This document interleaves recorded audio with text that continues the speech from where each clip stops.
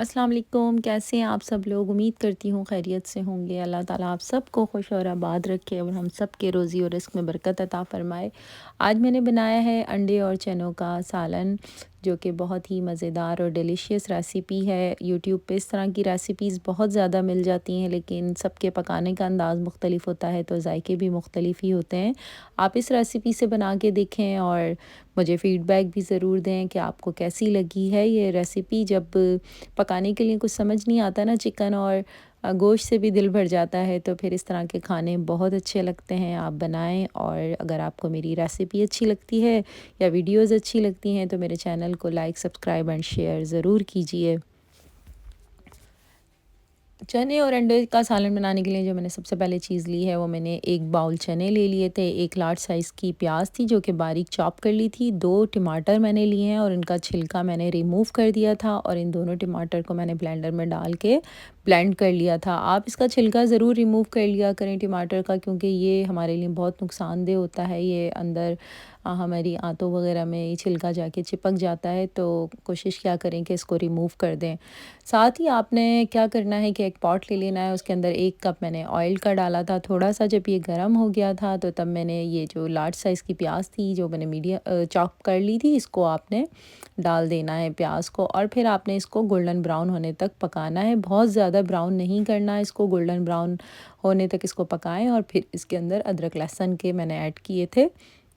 मैंने 2 table spoon इसमें अदरक लहसुन डाले थे, आप 1 टेबल स्पून भी डाल सकते हैं। मुझे थोड़ा ज़्यादा अच्छा लगता है अदरक लहसुन, तो मैं थोड़ा ज़्यादा यूज़ करती हूँ। थोड़ा-सा आपने इसके अंदर पानी डाल देना है साथ ही, ताकि प्याज़ जल ना जाए, और जब अदरक लहसुन की खुशबू आने लगे तो फिर आपने इसके अंदर टमाटर पेस्ट ऐड कर देना है। 2 से 3 मिनट इसको आप कुक कर लें, फिर मसाले ऐड करें। सबसे पहले जो मैंने इसमें मसालों में डाला है वो नमक है। नमक आप अपने जायके के हिसाब से भी ले सकते हैं। और साथ ही मैंने इसके अंदर डाली है पिसी हुई लाल मिर्चें, 1 टेबल स्पून पिसी हुई लाल मिर्चें थी। मिर्चें भी आप अपने जायके के हिसाब से कम ज़्यादा कर सकते हैं। हाफ़ टी स्पून मैंने इसके अंदर कुटी हुई लाल मिर्चों के डाले हैं। 2 टेबल स्पून मैंने इसमें धनिया पाउडर डाला था। मसाले में इसलिए आपको बार-बार ये कह रही हूँ कि मसाले जब तक सही क्वांटिटी में ना डले हों तो ग्रेवी मज़े की नहीं बनती।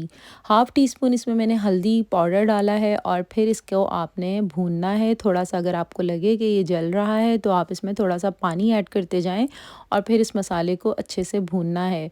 ग्रेवी का बहुत ही ज़्यादा काम होता है कि वो अच्छी-सी बनी हो, क्योंकि चने तो पके हुए होते हैं, तो इसलिए ग्रेवी अच्छी-सी बनाएँ। इसमें हाफ़ टी स्पून मैंने ज़ीरा पाउडर भी ऐड किया था, और फिर ये आप देखें मैंने मसाले तकरीबन 10 से 15 मिनट मैंने इस ग्रेवी को भूना था।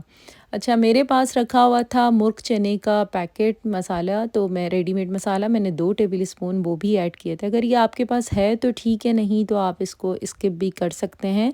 इससे ज़रा जायका और अच्छा-सा हो जाता है। तो आपके पास है तो डालें, नहीं तो कोई मसला नहीं। 3 टेबल स्पून मैंने इसके अंदर दही के यानी हाफ़ प्याली दही ऐड किया है। ये इसकी पूरी एक ग्रेवी एक अच्छी-सी बन के तैयार हो जाती है चनों की, और फिर इसका आपका जायका भी बड़ा मज़े का हो जाता है। आप चाहें तो इसको रोटी के साथ भी खा सकते हैं, नान के साथ भी खा सकते हैं, और साथ आप राइस के साथ भी सर्व कर सकते हैं। वो आपकी अपनी चॉइस है, आप जिस तरह आपको अच्छा लगे। तो आपने ये देखिए सारे मसाले जब बहुत अच्छी तरह भुन गए थे, ऑयल अलग हो गया था, तब मैंने इसके अंदर चने ऐड किए थे, और इन चने को तकरीबन मैंने 2 से 3 मिनट इन चनों के साथ सारी ग्रेवी, ये जो मसाले थे मैंने सारे भूने थे। आप देखें कितने दानेदार सा जो है इसकी ग्रेवी बनी है। मसाला भुना अच्छा था तो इसका कलर भी अच्छा आया है, और ये दानेदार सा मसाला बन गया था। अच्छा, आपने अब क्या करना है, मेरे पास क्या था कि मैंने 1 प्याली इसका चनों का पानी रख लिया था। अगर वो भी आपके पास है तो आप डाल दें, नहीं है तो आप वो भी स्किप कर सकते हैं। अगर आपके पास फ्रीज़ किए हुए चने हैं तो फिर आप उसको स्किप कर दें, नहीं तो आप थोड़ा-सा 1 प्याली पानी उसका यानी कि बॉयल होते वक़्त आप उसमें से निकाल लें। तो वो आप इसके अंदर ऐड कर दें, और तो ग्रेवी आप अपने हिसाब से देख लें। मैंने इसके अंदर तकरीबन आधा ग्लास पानी ऐड किया था, ताकि थोड़ी ग्रेवी अच्छी-सी हो जाए। तो इसको फिर मैंने पानी वग़ैरह डाल के इसको मैंने 10 से 15 मिनट हल्की आँच पे यानी लो मीडियम फ्लेम पे मैंने इसको पकने दिया था, ताकि सब चीज़ें अच्छे से मिक्स हो जाएँ।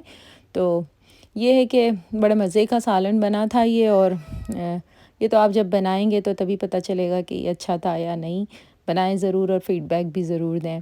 सबसे एंड में मैंने इसका जो सबसे मेन इंग्रेडिएंट्स है जिससे इसकी खुशबू बहुत मज़े की आती है वो है कसूरी मेथी, जिसको मैंने हथेलियों की मदद से थोड़ा सा रगड़ के डाला था, इससे इसकी खुशबू बहुत अच्छी आती है।